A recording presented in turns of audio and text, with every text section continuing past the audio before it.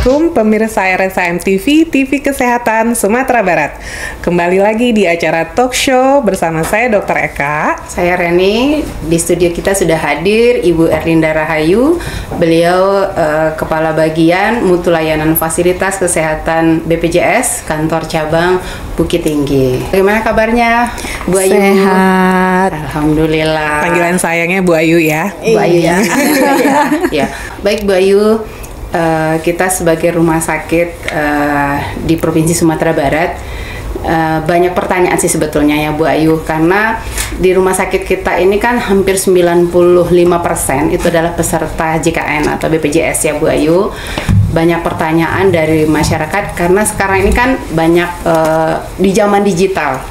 Nah, tentu kita juga harus mengikuti perkembangan zaman ya Bu Ayu. Nah, begitu juga dengan pasien-pasien kita. Nah, BPJS juga sudah mengeluarkan banyak-banyak fitur yang digital gitu ya Bu Ayu. Nah, mungkin itu bisa Bu Ayu jelaskan dulu sedikit ya Bu Ayu. Nah, apa sih sebenarnya tujuan transformasi digital oleh BPJS ini? Karena masyarakat kita masih pengennya tuh manual gitu, datang gitu. Nah, itu mungkin belum siap dengan perubahan ya. Sebetulnya ya Bu Ayu dengan perubahan. Tapi mau tidak mau, suka tidak suka, kita harus ikut perubahan itu. Begitu. Betul, ya Dr. Eka. Betul sekali. Silakan Bu Ayu. Oke, terima kasih Ibu Reni, Ibu Eka. Untuk transformasi digital ini memang salah satu inovasi dari BPJS Kesehatan adalah aplikasi Mobile JKN. Nah, aplikasi Mobile JKN ini memberikan kemudahan untuk calon peserta maupun peserta JKN untuk memanfaatkan teknologi informasi dalam memperoleh layanan administrasi maupun layanan kesehatan terkait jaminan kesehatan nasional. Nah, jadi ini sebenarnya menjawab dari keluhan-keluhan masyarakat sepanjang perjalanan dari BPJS Kesehatan ini tadi. Nah, kalau dulu mungkin Ibu Reni dan Ibu Eka pernah mendengar ya, kalau dulu kita antri itu masyarakat dari subuh, ya kan ya, dari subuh sampai titip sendal tuh, ya kan, susun sendalnya gitu ya, biar cepet ya nanti biar dapat nomor antrian gitu ya. Ada cerita dari Madinah pakai telekung baru pulang masjid juga antrian. Di sini pun demikian gitu ya. Jadi masih gelap, mereka sudah antri di sana. Bahkan kalau di rumah sakit yang memang antriannya panjang itu sebelum subuh juga mereka sudah pasang antrian di sana gitu ya, ambil karcis dari security ya.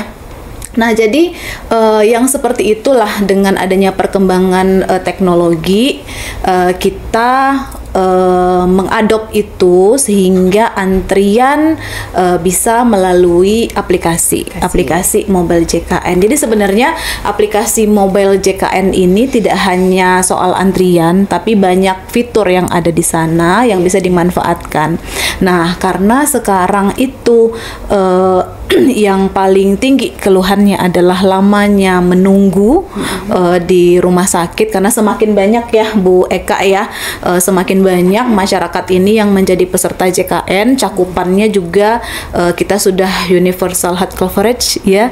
Nah, sehingga tentu makin banyak yang memanfaatkan ini, yang dulunya mungkin jarang-jarang masih sakit, asing mungkin dengan fitur ini. Kalau gitu. sakit itu ya di rumah aja lah gitu ya, males ke rumah sakit. Tapi sekarang karena sudah punya jaminan ya kan, dia sudah ada yang menjamin ke rumah sakitnya, makin banyak dia memanfaatkan pelayanan kesehatan, ya otomatis itu akan berdampak di lama menunggu antrian. Nah, itulah kenapa BPJS Kesehatan menciptakan adanya inovasi antrian online melalui aplikasi Mobile JKN ini tadi. Berarti Bu Ayu ini maksudnya untuk memudahkan ya bagi nasabah BPJS dan pasien-pasien di rumah sakit nih Bu Reni. Bu Reni udah punya belum nih di handphonenya? Udah ya. Perlu nih liatin gitu ya. Oke, Bu Ayu tadi kan udah cerita tuh bahwa fiturnya itu untuk memudahkan ada antrian online ya untuk pasien. Ada nggak fitur-fitur lain yang mungkin belum dikenal nih sama pasien-pasien atau nasabahnya BPJS agar nanti jadi tahu nih? Ya. Jadi aplikasi Mobile JKN ini punya 18 fitur. Oh, banyak ya. Oh, banyak. Banyak. Dan itu tentu bisa dimanfaatkan untuk seluruh Indonesia ya, dan untuk seluruh fasilitas kesehatan pastinya. Untuk salah satu fiturnya itu ada antrean online tadi ya. Kemudian ada info lokasi Vaskes. Nah, info lokasi Vaskes ini kalau misalkan Ibu Reni atau Bu Eka ya lagi keluar kota gitu ya, pergi dinas gitu kan, apa namanya, qadarullah, ada sakit, ada keluhan, jadi bisa mengakses mana sih yang terdekat, gitu. Nah, kemudian ada juga menu iCare JKN. Nah, jadi iCare JKN ini pun baru rilis juga tahun lalu ya. Jadi di iCare JKN ini seluruh peserta JKN bisa melihat riwayatnya. Nah, berobat dimanapun bisa tahu ya. Dan ini juga terintegrasi dengan seluruh sistem yang ada di rumah sakit. Jadi selain peserta, rumah sakit pun bisa memanfaatkan itu. Jadi misalkan kita di RSAM nih, dokter-dokter ada pasien yang baru datang gitu ya, belum pernah berobat di sini gitu kan. Nah, dia bisa nanti di situ didetek di sistemnya rumah sakit ini riwayat pasien di vaskes-vaskes lain. Nah, peserta pun demikian. Jadi ada transparansi layanan yang bisa diakses oleh masyarakat. Karena kan sekarang kita jaminan kesehatan nasional ini dikawal oleh semua ya, masyarakat pun mengawal itu. Kemudian ada info display tempat tidur. Nah, kalau dulu tempat tidur di rumah sakit itu ya, Bu. Iya, jadi kalau dulu kan keluhannya peserta JKN, kalau kita pakai BPJS kesehatan gitu, pasti tempat dibilang tidurnya penuh. nggak ada. Padahal emang penuh ya. Iya, kelas satunya penuh gitu kan, tapi yang umum ada, gitu ya. Jadi makanya di situ ada transparansi layanan. Iya, kita juga di sini terintegrasi dengan sistem yang ada di rumah sakit. Jadi nggak ada dusta di antara kita, gitu ya. Kemudian ada lagi display tindakan operasi. Nah, tindakan operasi ini pun dulu kan jadi keluhan juga ya, Bu Eka. Betul, ya. Apa namanya, kalau operasi pakai JKN itu nunggunya 3 bulan. Nah, jadi kan itu mitos padahal ya.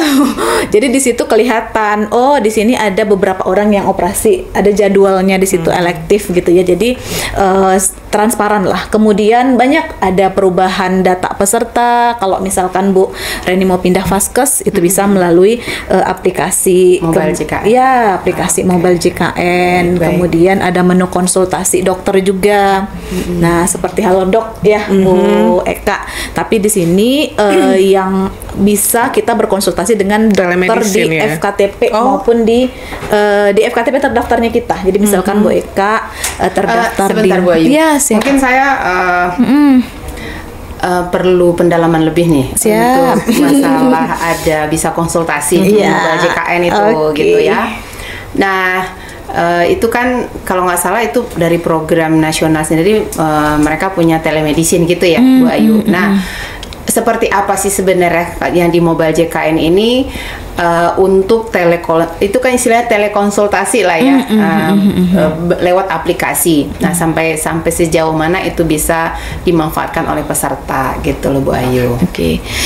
Sebenarnya kalau yang menu konsultasi dokter ini kemarin kita rilisnya itu pas zaman COVID.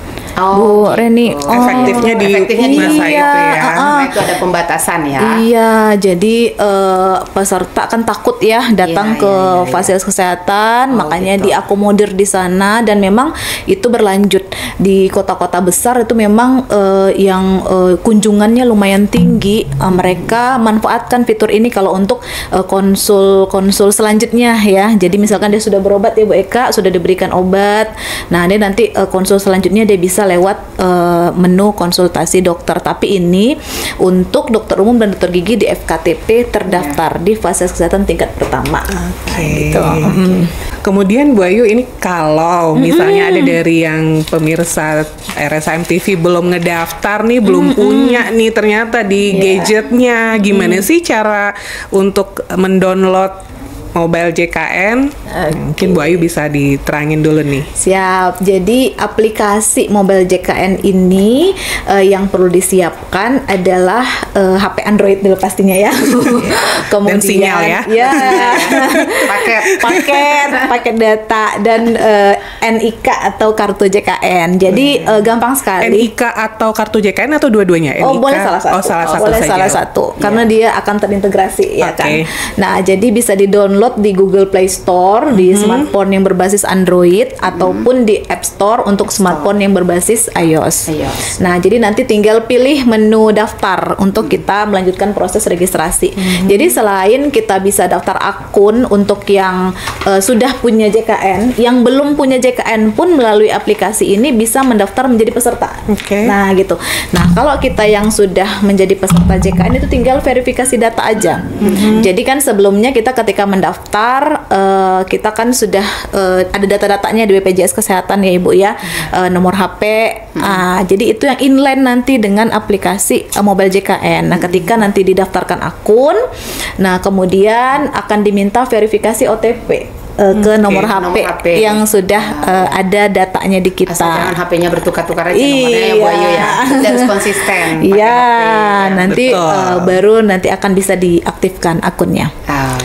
Berarti ada NIK, ada nomor handphone di situ. Nah, pertanyaannya nih, aman nggak sih gitu? Kan nanti aduh jangan-jangan dimanfaatkan untuk pinjaman online, judi online gitu. Gimana tuh Bu Ayu? Oke. Jadi BPJS Kesehatan karena kita banyak sekali ya Bu ya untuk sistem digitalisasi yang memang kan selain dari mobile JKN ini tadi juga gitu ya, di klaim-klaim pun kita sudah digital.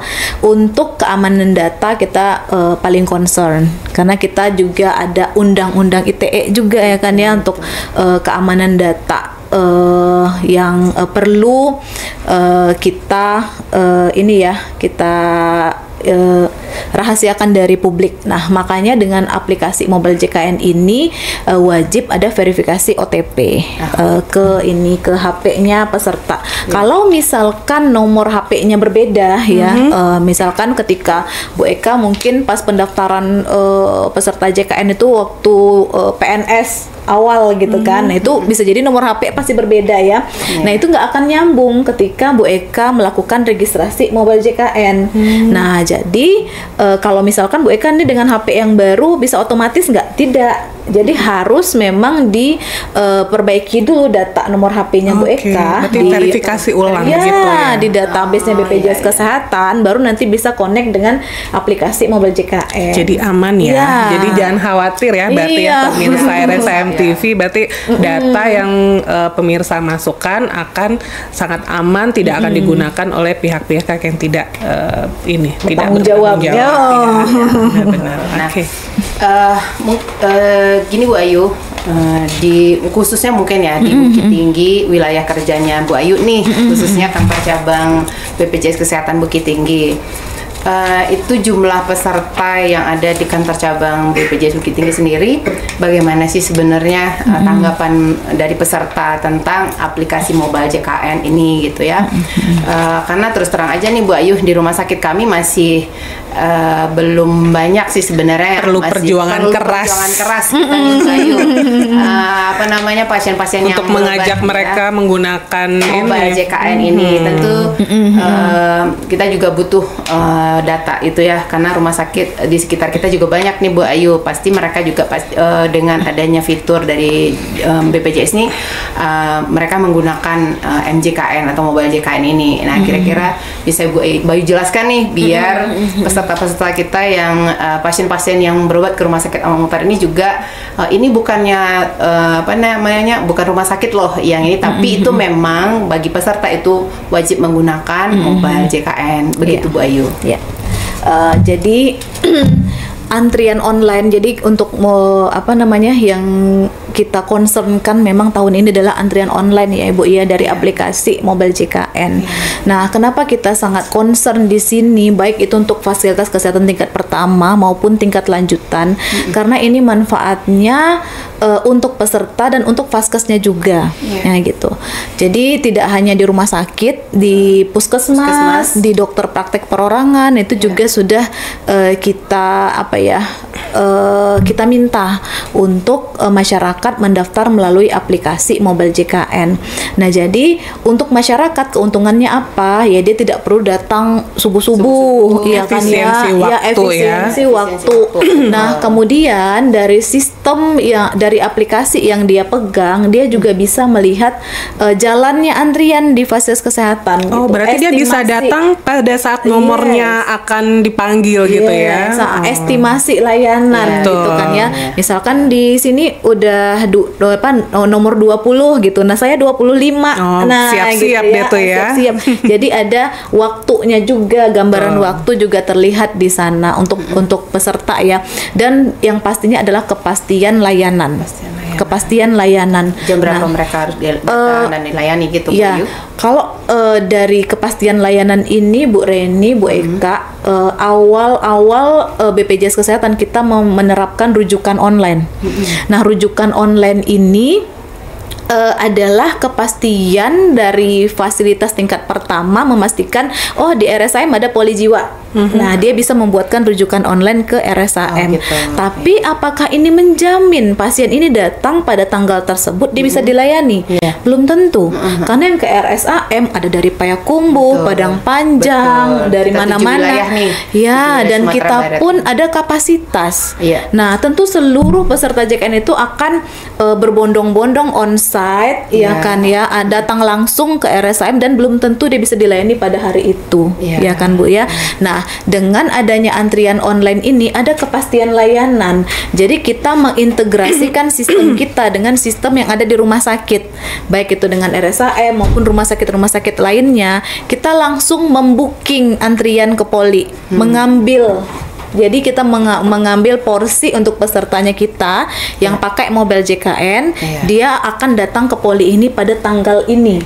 Artinya Bu Ayu, pasien-pasien yang jauh, wilayahnya seperti misalnya di Payakumbuh gitu ya, dari Pangkalan, itu banyak kasus sih sebenarnya. Datang ke sini, tahu-tahu dokternya sedang cuti atau memang sedang sakit, atau kapasitasnya full, atau kapasitasnya full tidak bisa dilayani. Nah, jadi untuk mencegah itu ya Bu Ayu ya, supaya datang bisa dia langsung pasti dilayani.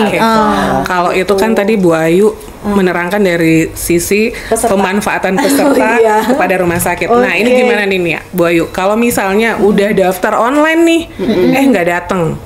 Terus minggu depannya daftar online lagi, terus nggak datang lagi gitu.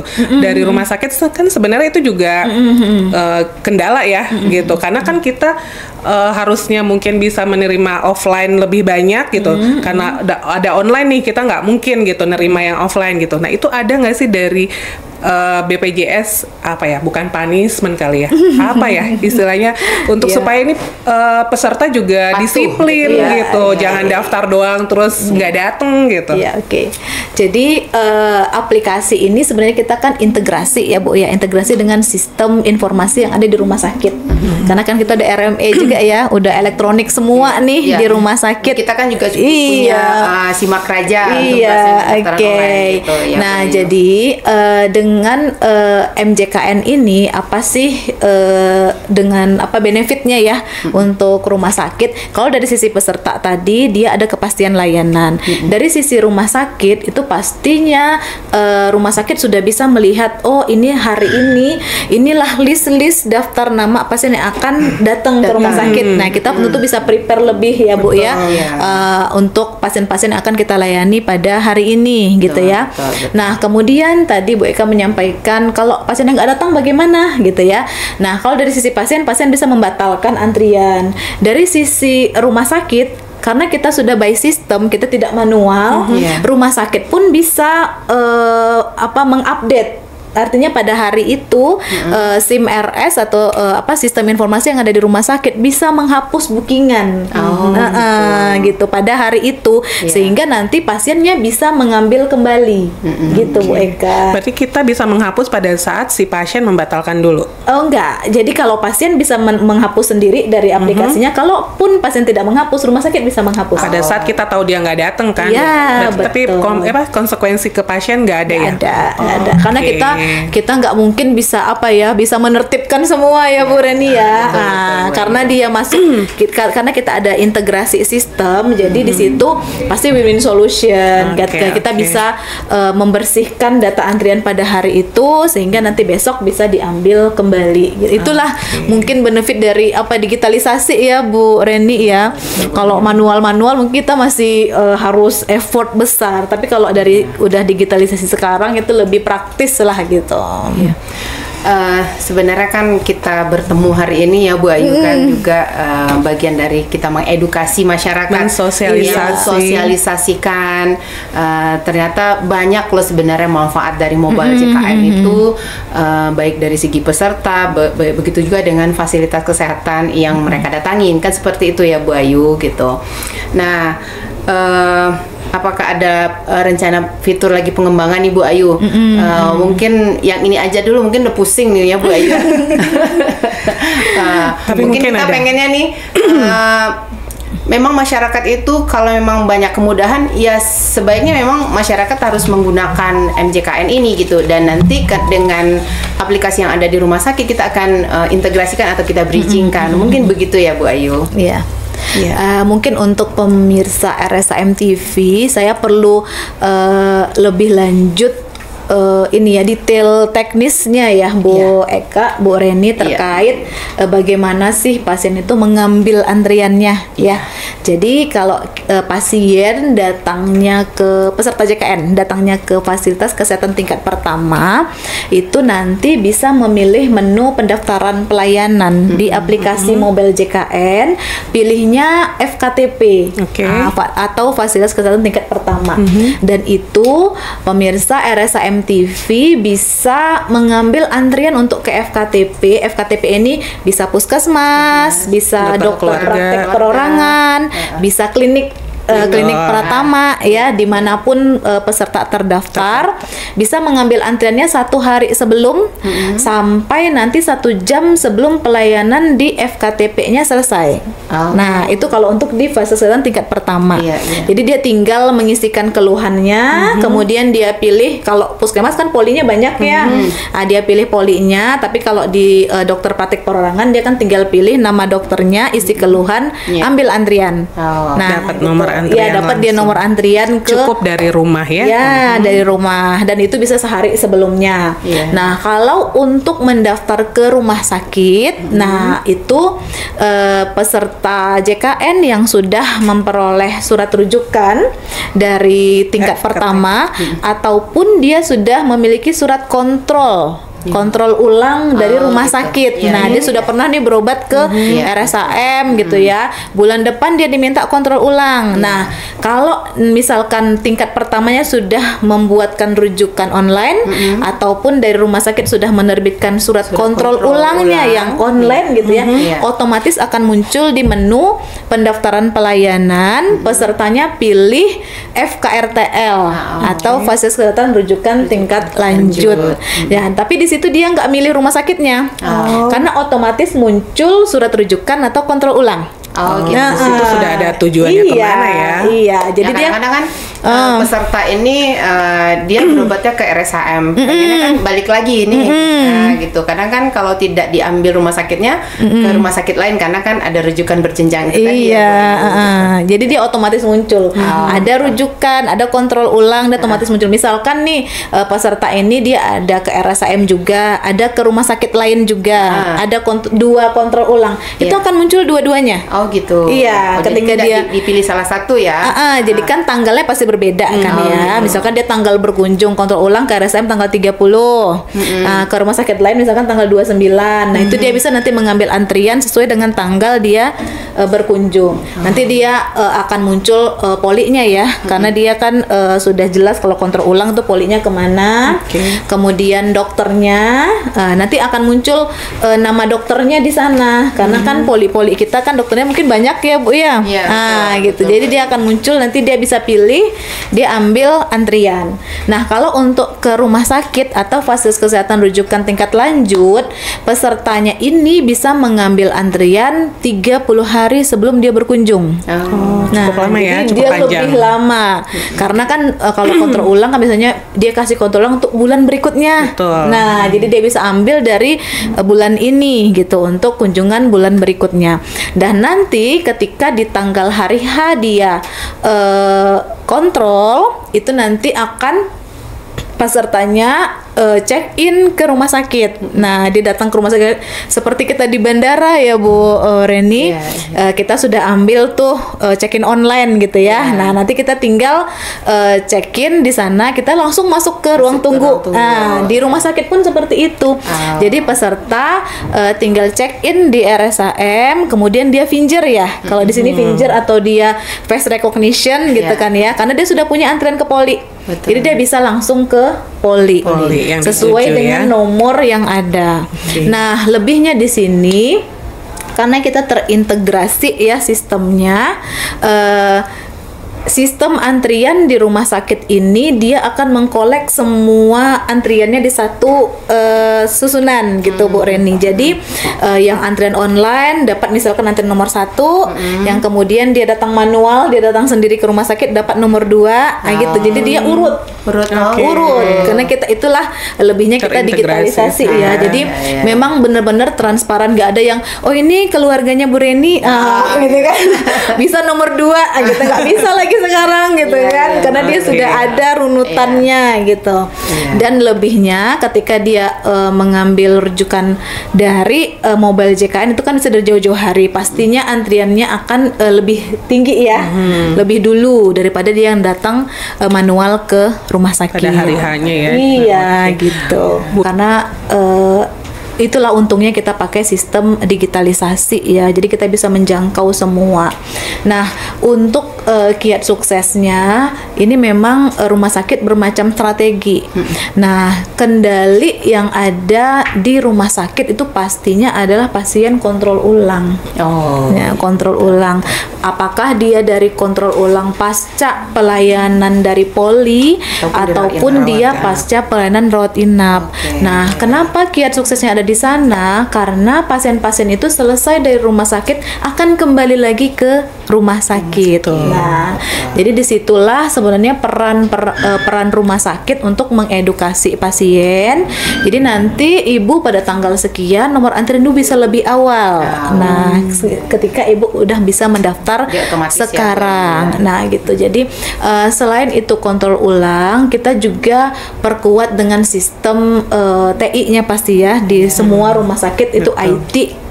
Ketika kita sudah jalankan sistem digitalisasi, IT itu memang kunci utama ya Bu Reni, Bu Eka. Secara memang programnya digital ya. Jadi itu penguatan dari teman-teman IT dan sistem informasi yang kita gunakan. Nah, kemudian fasilitas. Nah, fasilitas ini bisa seperti display antrian, display. Jadi masyarakat bisa lihat kan, kalau itu bisa edukasi secara ini ya, secara pasif lah ya Bu Reni ya. Kan kelihatan nanti di sana untuk antrian hari ini 1 2 3 itu sumbernya dari mana. Nah, kan kelihatan tuh kan. Kok dia baru datang gitu bisa dapat antrian nomor 1.